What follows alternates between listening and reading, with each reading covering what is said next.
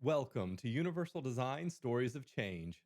This podcast series aims to gather the experiences of persons with disabilities in Norway and internationally in order to gain a greater understanding of the benefits of universal design for persons with disabilities and everyone. We would like to thank the Norwegian Directorate for Children, Youth, and Families for their support, and the amazing team from Inclusive Creation for making it all happen.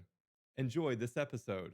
It is so amazing to have you and to chat with you about your experiences over the years and draw on all the expertise that you have. And I just want to express my sincere appreciation. And then maybe you could just tell us your name and a little bit about what you like to do. Sure. So my name's Rama Gheerawo. I work at the Royal College of Art at the Helen Hamlin Centre, where I've had the privilege of being its director. I describe myself as a human first, designer second, because that is the right way around. Design, I believe, can make every conversation better, and that's what I live, love, and breathe. That's absolutely beautiful. And so you bring up design right off the bat. So let's just jump into these issues. You know, a lot of companies are trying to pivot into kind of quote unquote good design. And I'm just wondering, what does that mean to you? How would you define good design, and what sort of characteristics would you put around it? Well, I think good design could be described by three words, three stages, as a sort of progression. So back in the day, it was about the personality designer. So personality, first word. And this was the designer with the name on the side of the building, and there's still quite a few of them around. You bring them in and they make your stuff look absolutely beautiful, and you can rival the iPhone. You have an amazing chair. But then you kind of think, who needs another chair, cafe, table, lamp when so many people are excluded? So then we sort of shifted to the persona designer. So persona is the second word. So from personality to persona. And that was about involving people, but in a kind of, in a way that wasn't meaningful. It was, let's bring in personas. There's 7.8 billion people on the planet. Go and find a real person. Don't make up a fake one. And personas have their uses, but persona-driven design was something that companies still use, some of them. And they say, yes, we've done a people-centered design, Rama. And I'm like, show it to me. Who is this designer? So the question that you should always ask is, who is this person?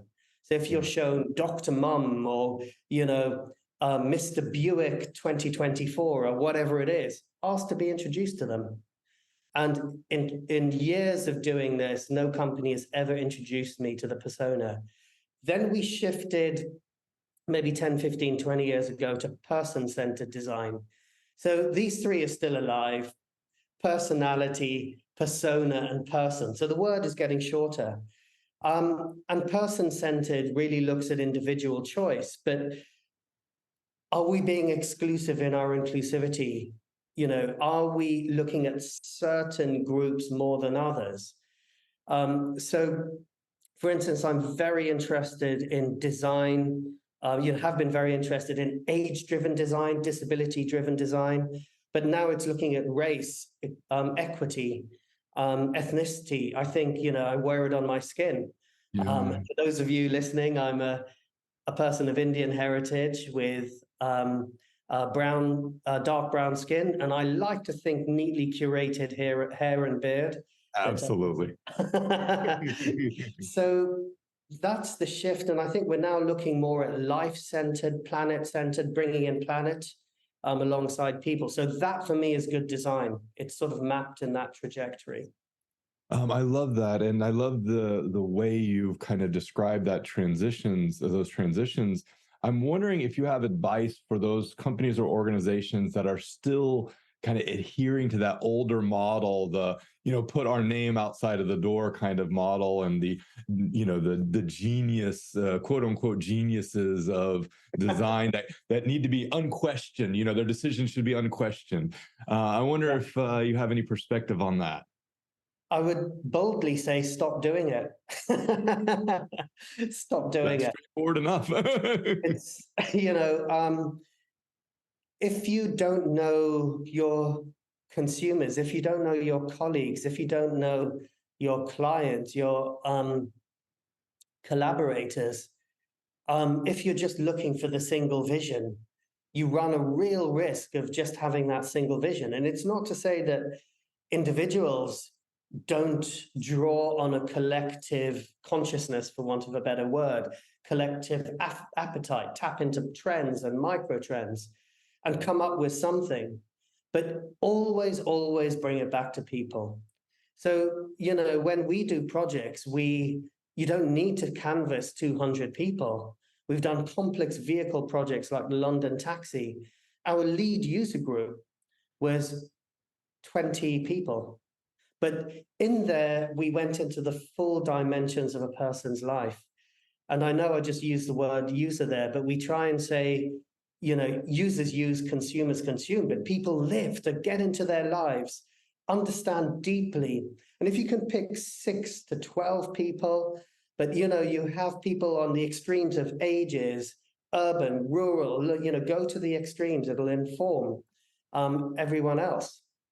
And that, I think, is really at the heart. So you don't hero the person, the designer, or yourself. Hero the project. It's like that scene in Gladiator where Russell Crowe stands up and growls from the arena, and he says, "The time for honoring yourself is at an end." And it sort of should land deeply in design and in corporation. And if what's the proof of this? If you look at the next generations of designers that are coming through education, they want to leave positive fingerprints on the world, not footprints, fingerprints. And I think that's important. So let's lean into that. That's what people want to do. I think the way you put it with the users use, consumers consume, but people live, like, I love that. That's brilliant. I think if anything could be an earworm that people take away from this sort of conversation, it's stuff like that. I want to dig in a little deeper, though, because I think that there is often frustration on the behalf of designers who do advocate for these issues when they're facing a leader or a supervisor who may, take their work that was well informed by, structured scientific data and, and really took advantage of multiple diverse perspectives and design of whatever product or service. And then the boss gets a hold of it and just butchers the whole thing because the boss wants to see their face on it, basically. Yeah. How do you handle that? Like, what advice would you give to these designers to, like, either circumvent or find ways around or influencing? Sure. That's a beautiful question, by the way. And I can tell in your voice you've been in that situation. You can tell from mine. So many times, you have no idea. The traumas are coming back. No, I mean, it's the question on the lips of every designer. So I think there's a couple of things here. Number one is creativity is undervalued. So put inclusive design to one side or universal design to one side. The word design in there is undervalued.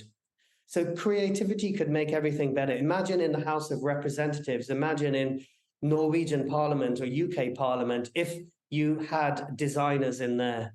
Designers are strategists, thinkers, facilitators. We walk through walls. We're not threatening individuals. We create a platform for expression. So I believe you could apply design positively to almost any situation. So number one is bring creativity in, and that's our work. Number two is we need to show some leadership. So putting those two words together, 15 years of my research has resulted in a book called Creative Leadership. And creative leadership is a whole practice based on 3 principles, 3 values, which are empathy, clarity, and creativity. And these are the 3 values that you need to be a leader. And this is what designers need in that situation. Empathy speaks to the heart, clarity to the head, creativity to the hands. It also speaks to 3 forms of yoga, actually, which speak to head, heart, hand. Its head is jnana, knowledge. Heart is is bhakti, devotion, and karma, hands doing, action. So there's something of a universality there, and this model is going global.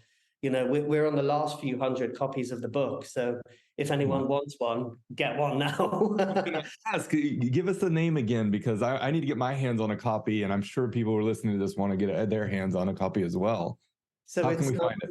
it's called Creative Leadership, Born from Design, and it's in bookstores and on major online retailers, including one that's named seemingly after a large river I think we in all South know which one America. that is without plugging them. They don't need any Yeah, more of our business, I don't think. I don't want to, people, people have mixed reviews on that.